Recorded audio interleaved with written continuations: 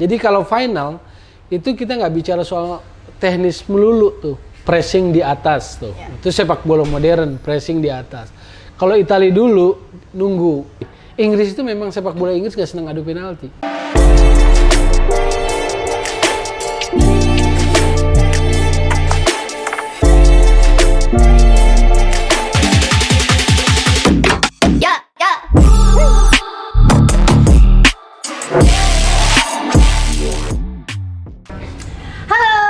Bagaimana kabarnya? Jumpa lagi di Hasil Bincang Ocha. Sebelumnya jangan lupa untuk di subscribe, like, komen, dan juga share ya. Dan, lihat dong sekarang ya, gue menggunakan jersey Itali. Yeay, Forza Itali. Yang semalam menang dalam kejuaraan Piala Eropa melawan Inggris. Dan kalau misalkan lo tahu semua, di sebelah saya ini sudah ada Bung Toel, Bung Tommy Welly. Halo Bung Toel. Apa kabar Ocha? Baik, alhamdulillah. Salam olahraga. Salam olahraga. Udah lama ya kita nggak ketemu begini ya. Berapa ratus purnama kali ya? 2018 kalau nggak salah. Ya 1000 purnama lah lewat. Benar ya. Aduh, gimana nih Bung Toel kabarnya? Kabar baik, sehat. Sehat ya. Ya. Terus? Menikmati sepak bola. Menikmati sepak bola. Nah, Bung Toel ini kan terkenal dengan seorang komentator yang pedas, benar? Asik. Enggak, baik kok, Bung Toel baik. Oh, baik ya? Iya, komentator karetnya 2 gitu. Iya, kalau misalkan ya mungkin telurnya suka di dadar gitu kan. Kalau ini cabenya banyak gitu kan. Jadi dari luarnya kalem, tapi sebenarnya kalau misalkan kasih komentar-komentar itu tuh celutukannya tuh suka bikin fans-fansnya yang dicelutukin tuh sakit hati gitu. Benar gak sih Bung Toel? Jangan sakit hati. Jangan sakit hati ya. Olahraga nggak boleh bikin sakit hati. It's just game. Ya maksudnya kan nilai-nilai tetap harus sportif, fair play, dan artinya bukan karena kebencian. Jangan karena rasa benci gitu. Oke. Iya. Karena kalau misalkan udah ketemu menang dan kalahnya ya udah. Iya. Gitu ya. Betul. Sebetulnya paling asik menekuni olahraga itu paling asik. Punya selera misalnya sama tim ini, tapi kita masih punya objektivitas. Oke, nah sekarang kita ngobrol-ngobrol nih sama Bung Toel nih, ya kan, yang terkenal dengan komentatornya yang sangat pedas sekali. Ya kan, sebelumnya aku mau nanya dong, itu kalau misalkan terkait dengan artis-artis yang terkena narkoba, kenapa tuh? Tanggapannya Bung Toel apa? Waduh, memang saya ngikuti. Saya nggak ngikuti artinya. Nggak ngikutin ya? Ya udah langsung kita ke bola ya, Bung Toel. Oke. Nah, Bung Toel, satu pertandingan seru banget ya. Antara Inggris dengan Italia dan berakhir dengan Italia menjadi juara. Nah, menurut pendapat Bung Toel itu seperti apa? Aku pertama kali nonton aja ini udah lemes duluan. Ya 2 menit babak pertama udah gol Inggris. Ya karena aku fansnya Italia gitu. Jadi dari kemarin dari beberapa hari selain beberapa media juga tanya mirip sama Ocha tanya. Italia Inggris gimana nih? Saya harus merumuskan jawaban kan sederhana. Jadi saya bilang kalau otak sepak bola, logika sepak bola Italia. Cuma nih ada faktor yang harus diperhitungkan. Inggris ini udah kelamaan pengen juara. 55 tahun. Di Wembley pula jadi kayak deja vu situasinya, momennya. Jadi kebayang tuh kan Inggris tuh ngebet banget. Saking ngebetnya kan kita nggak bisa menduga meraba-raba faktor non teknis. Jadi kalau final itu kita nggak bicara soal teknis melulu tuh. Teknis itu cuma 40%, Cak. Sisanya 60% bisa hal yang sifatnya non teknis. Persiapan menjelang ke final, kondisi pemain fit apa enggak, tim akur apa enggak gitu kan. Ada gangguan apa, ada apa-apa. Nah, hal seperti itu yang harus beres. Kalau beres baru ketegangannya pemain gimana sih gitu kan.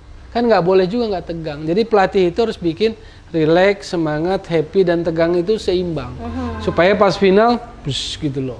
Iya, semuanya tangan pelatih ya. Nah itu yang susahnya. Iya. Oke, nah ini kan kemarin tuh pas lagi aku nonton, ini kalau misalkan aku melihat dari kacamata orang awam yang sebagai penikmat, saya penikmat loh, penikmat sepak bola. Mungkin saya tidak terlalu mendalami banget ya mengenai berita sepak bola dan lain sebagainya. Ini saya ngomong secara umum gitu ya, menurut kacamata saya sebagai penikmat sepak bola gitu kan. Pada pertandingan semalam itu kan dilihat itu dari ball position Italia itu lebih banyak ya, persentasenya sekitar 67% lah ya menguasai lapangan gitu. Tapi di menit kedua babak pertama langsung kebobolan. Itu kenapa Bung Toel? Ya, kita lihat begitu kick off, Italia langsung menekan kan. Pressing di atas tuh. Itu sepak bola modern, pressing di atas. Kalau Italia dulu, nunggu. Jadi tim yang reaktif. Kalau Anda serang, aku counter gitu kan, aku balas. Itu Italia dulu. Italia sekarang, Italia yang proaktif. Jadi kemarin dia sejak awal, dia tekan. Tekan terus. Dapatlah sepak pojok kan, ceritanya begitu. Sepak pojok dilakukan, bisa diantisipasi oleh Inggris, bolanya akhirnya bisa dikuasai, lalu diserang langsung kan Italia. Serang langsung, peluang pertama jadi gol. Jadi ini sebetulnya momen yang istimewa, itu luar biasa untuk sebuah partai final. Peluang pertama, menit-menit awal terjadi gol. 1 menit 56 detik. Jadi itu gol tercepat dalam sejarah sebuah final Piala Eropa. Gol tercepat. Nggak nyangka juga golnya. Nggak nyangka, pemain belakang Luke Shaw. Kalau yang fans MU pasti senang itu. Dia overlap, dikasih umpan ke tiang jauh sama siapa? Trippier. Langsung volley tanpa stop. Yes. Volley first time namanya kan, masuk. Jadi momennya indah sebetulnya. Dan itu sempat membuat seluruh fans dari Inggris, karena dia berada di kandangnya sendiri, langsung merasa percaya diri. Bener nggak Bung Toel? Oh iya, udah 55 tahun.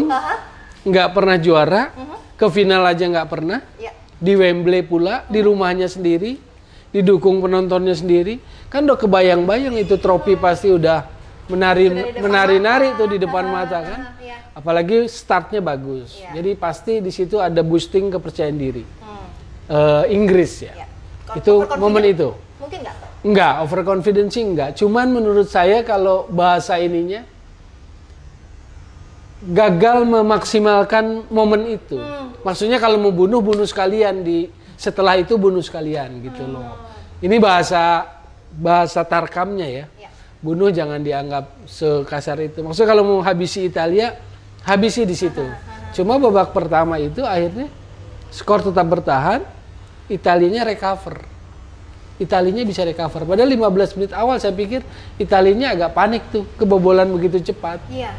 Dilihat dari sisi penyerangan Italia pun juga nggak terlalu apa ya istilahnya ya, gesit gitu ya Bung Toel ya. Kalau misalkan menurut kacamata saya sebagai orang awam loh, bener nggak? Babak pertama kagok Italia, nggak lepas, nyerangnya takut, takut, ragu-ragu. Ya. Jadi kalau gambaran kacamata sederhananya gini, kan 4 back Inggris gede-gede tuh. Makanya kan Inggris yang sekarang kan solid, kuat, agresif. Maguire kan gede banget tuh, strength fisikalnya kuat, John Stone kuat, Kyle Walker di kanan kuat, Luke Shaw juga kelihatan kokoh kuat gitu. Italia, di depannya juga ada 2 tuh yang kuat-kuat tuh, Phillips sama Rice, Declan Rice. Nah, ini pemain belakang, ini di situ. Nah, Italia mainnya di sini, nggak ada yang masuk ke sini. Jadi kurang merepotkan sepanjang babak pertama. Tidak terlalu mengancam. Iya, betul sekali. Nah, kemudian pas lagi yang 2 menit babak pertama kebobolan, itu tidak menyurutkan istilahnya apa ya, mental dari Italia itu sendiri ya. Dan mereka tetap terus menyerang, dan tapi saya lihat sendiri ini tuh untuk pertahanan dari Inggris pun juga bagus ya, kayaknya sangat rapat sekali gitu ya Bung Toel ya. Ya, Inggris menurut saya sih solid memang sepanjang turnamen ini kan, sampai ke final kebobolannya cuma 1. Iya. Jadi waktu mereka unggul seperti itu sebetulnya sudah bikin Italinya agak keder tuh. Ya, Italinya keder, Italinya gagal serangan dengan ini, cuma jangan lupa Italia ini tim yang punya karakter. Iya. Kalau secara ini tim yang banyak akal lah, maka itu terjadi di babak kedua. Karena itu tadi, di babak pertama dia diberi kesempatan untuk recover. Inggrisnya gagal memaksimalkan, mengkapitalize gitu loh. Situasi itu menjadi lebih, itu nggak dapet Inggrisnya. Tapi memang apakah sistem permainan Italia dari dulu seperti itu Bung Toel? Kalau sistem permainan berubah, tapi kalau karakter memang kuat. Italia kalau karakter memang kuat. Italia selalu jadi barometer untuk tim bisa juara. Spanyol waktu 2008 itu juara setelah mereka melewati barrier Italia di perempat final. Waktu mereka bisa mengalahkan Italia adu penalti, pemainnya merasa oke, berarti gue bisa gitu loh. Jadi Italia itu seperti tolok ukur gitu loh. Jadi kalau udah siaran sama Ocha, berarti kelasnya papan atas gitu, nah, kayak gitu loh Ca. Oke, baik. Nah, ini pada saat kemarin kita nonton nih secara langsungnya, kan saya sempat WhatsAppan sama Bung Toel nih. Wah, Bung Toel nih penalti nih. Ini kalau menurut Bung Toel nih gimana nih? Bung Toel dengan sangat yakin mengatakan bahwa wah ini kalau misalkan sejarahnya Inggris, kalau misalkan penalti itu lemah. Bener ya? Dilihat dari apa itu Bung Toel? Ya, begitu penalti, Inggris kan udah kayak takut duluan gitu. Ada traumatis yang otomatis muncul. Karena satu, misalnya tahun 90 itu semifinal Piala Dunia gagal. Penalti juga. Yang gagal waktu itu Stuart Pearce, temennya Gareth Southgate, temennya pelatih Inggris sekarang. Euro 96, semifinal lawan Jerman ketika Euro itu di negerinya sendiri, di Inggris, itu gagal juga adu penalti. Yang gagal Gareth Southgate, pelatihnya sekarang. Jadi begitu kemarin adu penalti, itu udah otomatis ada semacam traumatis di kubu Inggris gitu loh. Oke, nanti bicara mengenai Gareth Dan Southgate. satu lagi, Inggris itu memang sepak bola Inggris gak senang adu penalti. Contoh FA Cup, itu kan kalau draw itu diulang. Pertandingannya diulang. Mereka hate, mereka benci adu penalti gitu loh. Jadi nggak pernah mereka suka adu penalti. Contohnya di turnamen paling tua di dunia itu, namanya FA Cup, kalau draw diulang. Pertandingannya nggak sampai adu penalti ya? Oke, nah ini bicara mengenai Gareth Southgate. Oke. Itu kalau nggak salah di tahun 2018 itu dia menjadi pelatih, kemudian berhasil membawa Italia menang melawan Kolombia. Gareth Southgate, pelatih Inggris 2018 semifinal. Kalau Mancini 2018 Italinya nggak ke Piala Dunia. Tapi paling nggak pernah kan membawa Italia itu juara menang pada saat Kolombia pada saat adu penalti. Oke. Nah ini menurut Bung Toel sendiri ini kenapa kok dia tidak bisa membawa kemarin pasukannya untuk memenangkan adu penalti? Apakah ada kesalahan dalam pemilihan pemain? Yang pertama mentally. Kesalahan pemain mungkin terjadi karena penendang yang 3, 4, 5 yang terakhir yang gagal. Kalau kita bicara misalnya Rashford dan Jadon Sancho itu baru masuk 2 menit sebelum pertandingan berakhir. Menit 118 baru masuk, lalu mereka jadi eksekutor penalti. Siap nggak siap situasinya bisa sulit. Kalau yang terakhir Saka memang udah main dari babak kedua. Cuma dia masih muda kan, 19 tahun. Ya, lalu pertanyaan orang, apakah mau memberikan beban itu pada pemain yang masih sangat muda? Tapi pertanyaannya bukan itu seharusnya. Memang paling gampang kalau udah terjadi, paling gampang enak memberikan sebuah penilaian atau judgement. Tapi mungkin nggak? Ini sih berandai-andai. Saat ditanya siapa yang siap, banyak yang nggak siap. Kan mungkin aja, Cak. Dengan sejarah Inggris yang jelek adu penalti, pemain Inggris itu udah takut duluan. Oh, jadi secara mentali dia udah down. Kan nggak semua pemain, bahkan pemain hebat yang suka bikin gol, berani ambil adu penalti, nggak semua. Oke, jadi kalau misalkan begitu, apakah keputusan dari Gareth Southgate untuk menaruh Saka menjadi penendang yang kelima, urutan kelima kan, Saka kemarin ya, itu apakah sebuah keputusan salah? Karena tidak masuk kan?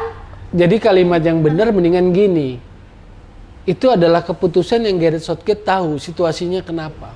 Karena kalau banyak pemain yang nggak mau ambil gimana, Cak? Banyak yang nggak siap. Meskipun pemain senior? Iya, kalau mereka nggak sanggup, nggak mau. Artinya secara mental nggak berani. Karena adu penalti itu soal mental. Bayangin yang nonton sekian banyak di stadion yang penuh begitu. Ocha misalnya salah satu penendang Italia, dari tengah jalan sampai ke titik, apakah gak berasa diliatin, Cak? Belum yang lewat TV. Berasa pasti. Dan nasib negaranya ada di tangannya sambil jalan. Apalagi di kandang sendiri juga ya. Jadi kalau mereka kan dia sambil jalan, dia berpikir sambil merasakan semua tatapan mata ke punggungnya gitu. Semua mata tertuju padamu. Ini mau ke kiri, mau ke kanan, mau atas, mau bawah, mau kemana, kan semua berkecamuk di situ. Betul. Nah itu yang disebut adu penalti itu soal mental. Oke, nah kemarin Inggris tuh menggunakan 7 pemain bertahan ya, di mana ada 5 back dan juga 2 gelandang bertahan. Bagaimana menurut pandangan Bung? Itu yang Ocha bilang di babak pertama Italia nggak bisa tembus karena memang materi pemain yang pertama line up itu cenderung kuat bertahan. Jadi lapisan-lapisannya kuat. Dan kebetulan mereka duluan gol, lalu Italinya agak sungkan masuk ke dalam.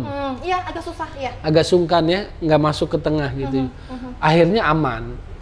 Pertahanan Inggris aman dari ancaman walaupun upayanya banyak lah. Jadi kalau hitung-hitungan peluang di final itu kan langsung muncul statistiknya. Italia tetap lebih banyak. Di babak pertama aja dia sampai 5 apa 6 ya. Sementara Inggris cuma 2 dan yang mengarah ke gawang 1 yang jadi gol gitu. Ya, betul sekali. Nah, ini Bung Toel kan sebelum pertandingan final Italia dengan Inggris semalam berlangsung gitu ya. Itu sepertinya media-media di Inggris itu seperti udah beritanya tuh di surat kabar ya segala macam tuh udah kayaknya yakin sekali gitu ya bakalan menjadi juara gitu. Menurut pendapat Bung Toel sendiri? Ya ada euforia yang tinggi, ada euforia yang tinggi sama tim ini. Mungkin bisa dikatakan agak sedikit lebay lah, udah percaya diri Inggris akan menjadi juara. Ya, ada aroma seperti itulah. Padahal kan memang agak sulit, Ya itu tadi sangat gebet. Itu yang saya bilang, otak saya bilang Italia, tapi saya nggak berani jumawa bilang dengan sangat yakin karena kita bukan peramal sepak bola. Kita hanya memprediksi berdasarkan argumen dan logika sepak bola. Cuma ngelihat Inggris faktor non teknis yang begitu menggebu-gebu, kapan lagi coba momen seperti semalam itu sulit sekali buat Inggris terulang. Momennya mahal. Jarang masuk final ya. Jarang masuk final. Dan itu dibuang. Makanya ini sebetulnya hari yang kelabu buat Inggris. Hari yang mendung buat sepak bola Inggris. Betul sekali. Nah, ini bicara mengenai metamorfosa seorang Calvin Phillips. Menurut Anda bagaimana? Calvin Phillips. Gelandang Inggris. Orang pikir di situ kan masih ada Jordan Henderson yang klubnya Liverpool. Klub lebih kesohor lah gitu ya, ketimbang Leeds. Tapi Gareth Southgate saya akuin bahwa dia memilih pemain berdasarkan kapasitasnya, berdasarkan kualitasnya. Cuma satu hal, ini adalah kontribusi dari seorang Marcelo Bielsa, pelatih asal Argentina, yang juga adalah mentornya Pep Guardiola, yang mengangkat Leeds United dari divisi Championship ke English Premier League, yang mencetak dan mematangkan Calvin Phillips sehingga kemudian levelnya naik, bukan sekedar pemain klub tapi jadi pemain level internasional. Dan itu tadi, kalau kita mau melihat di balik itu semua adalah bahwa ada kontribusi pelatih-pelatih besar yang berkecimpung di EPL, diantaranya adalah Marcelo Bielsa terhadap prestasi tim nasional Inggris. Dalam hal ini khususnya yang seperti Oce bilang tadi, Calvin Phillips. Oke, Bung Toel, ini pertandingan kejuaraan Piala Eropa sudah selesai dan Italia keluar sebagai pemenang. Sekarang kita berbicara mengenai pemain bintang. Menurut Bung Toel, siapakah pemain bintang dari kedua negara semalam? Kedua negara, yang formalnya kan Donnarumma ya, penjaga gawang, karena bisa menahan tendangan penalti. Tapi kalau buat saya Jorginho. Kenapa? Kuncinya permainan Italia di situ. Coba aja cabut dia dari tim Italia, pasti rasa Italianya beda. Jadi buat saya simpel gini, kalau pemain terbaik itu gimana? Misalnya Ocha, coba aja hilangkan Ochanya, terus bayangin tim ini akan berbeda atau sama. Ketika berbeda berarti memang itu adalah key player, berarti pemain kuncinya itu. Jadi buat saya Jorginho. Oke. Kemudian kalau buat Inggris Raheem Sterling. Kenapa? Karena tadi kan dibilang dari dua tim itu. Karena bayangin juga kalau nggak ada Raheem Sterling kering di depannya. Kane bisa diantisipasi oleh pemain belakang Italia. Tapi Raheem masih tetap bikin repot. Jadi kalau kita bicara Inggris, Raheem Sterling adalah startnya, bintangnya untuk Euro 2020 ini. Oke, nah ini kan kemarin bertepatan juga dengan final Copa America. Yes. Iya kan? Di malam sebelumnya. Tapi itu kayaknya atmosfernya agak sedikit tertutup dengan kejuaraan Eropa ya. Oke, dan kemarin Copa America itu melahirkan Argentina menjadi juara setelah 28 tahun. Akhirnya Argentina berhasil menjadi juara Copa America. Silakan Bung Toel, pendapat Anda. Iya, beberapa tahun terakhir kan langganannya kan berhasil ya. Iya. Memang cenderung di situ kan kalau nggak berhasil Argentina, Chile lah sekali-sekali, Uruguay nyodok. Tapi ya akhirnya kan kembali lagi kepada dua raksasa itu. Ya. Spotlightnya kepada Messi menurut saya sih. Karena Messi kan banyak disorot bahwa hebat di level klub tapi belum berkontribusi, belum meraih piala di buat negaranya gitu loh. Jadi kalau saya lihat spotlightnya kemarin ke Messi sorotannya. Ke Messi ya. Ke seorang Lionel Messi. Nah, ini Bung Toel, kalau misalkan Bung Toel ingat kan kemarin kan saya sebelum pertandingan antara Italia dengan Inggris, saya sempat mengupdate IG story, kemudian saya mengajak kepada follower saya untuk bertanya. Kalau misalnya ada pertanyaan seputar final Eropa antara Italia dengan Inggris. Nah, ini ada yang mau bertanya dengan Anda nih, Bung Toel. Iya. Oh, ini dia pertanyaannya. Kenapa Italia yang menang padahal Inggris kan lebih bagus mainnya? Ini kayaknya fansnya Inggris nih ya. Perlu dibacain gak nih dari siapanya nih? Gak usah ya, gak usah. Iya memang Inggris bagus, bahkan sepanjang turnamen juga bagus. Di final kemarin juga mengejutkan. Cuma kalau Italia itu lebih komplit, tim yang lebih komplit, secara taktikal lebih komplit. Jadi saat Inggris keluarin jurus itu, dia tertinggal, dia keluarin jurus lain gitu loh. Nah itu yang menjadi kelebihan dari Italia gitu loh. Berarti seperti Anda katakan bahwa Italia memang selalu banyak trik ya? Ya tricky lah, nggak polos-polos amat. Ya, lihat aja pemainnya gitu loh. Apa kurang nyebelinnya Inzaghi bagi banyak orang, termasuk Sir Alex Ferguson. Iya betul. Lahir pun offside katanya gitu. Karena Inzaghi kan dianggap bisanya cuma bikin gol gitu. Iya. Orang pandang sebelah mata ya, tapi memang fungsinya meskipun itu. dia perawakannya kecil gitu ya, tapi dia kalau soal lari itu udah kayak positioning, finishing selalu dia bisa lakukan. Iya betul. 9 kali offset, yang ke-10 dia bikin gol. Oke baik. Nah, ini kemudian pertanyaan selanjutnya. Ya. Masih soal strategi permainan dari Italia nih ya. Catenaccio, apakah masih menjadi ciri bagi Italia? Ya dulu lah, kalau 60, 70, 80 oke lah, Catenaccio. Tapi kan era sepak bola modern sekarang mulai luntur identitas-identitas itu. Itu Catenaccio ini ya mengandalkan pertahanan, ya, sweeper ya? Pertahanan yang grendel gitu loh, yang sangat, kalau sekarang kan dianggap negatif football lah, banyak itu. Tapi kan sekarang enggak, sekarang sepak bola modern identitas itu mulai luntur. Bahkan Belanda yang total football kalau lihat di Euro 2020 ini, pasang 5 back loh di formasi awalnya. Jadi kalau Johan Cruyff di atas sana di surga lihat anak-anaknya main seperti itu mungkin menangis. Wah ini bukan total football yang saya maksud mungkin kan begitu. Iya. Ini intermezzonya ya. Iya betul sekali. Nah ini juga ada pertanyaan intermezzo nih, Bung Toel nih, ya kan? Kenapa di sana udah pada nggak pakai masker sih Kak Ocha? Ini pertanyaannya intermezzo tapi dalam loh ini. Iya, kenapa? Loh, saya pun juga sebagai penonton mewakili jutaan bahkan seluruh dunia yang menyaksikan semalam itu tuh kayak berasa tidak ada COVID gitu kan, dengan full penonton tanpa menggunakan masker, mereka saling berpelukan, tidak menjaga jarak dan lain sebagainya. Coba bahkan ada saya benar-benar cuci mata pada saat ada David Beckham dan juga ada Tom Cruise semalam ya kan, nonton juga kan. Nah itu gimana tuh? Iya, saya justru melihat Eropa seperti memberikan sebuah pesan tersendiri terkait COVID, terkait prokes, terkait melawan itu lewat event ini. Saya mendapat kesan seperti itu. Saya seolah mendapat kesan lewat Euro ini, negara-negara Eropa seperti memperlihatkan sebuah pesan baru tentang bagaimana hidup di situasi seperti ini.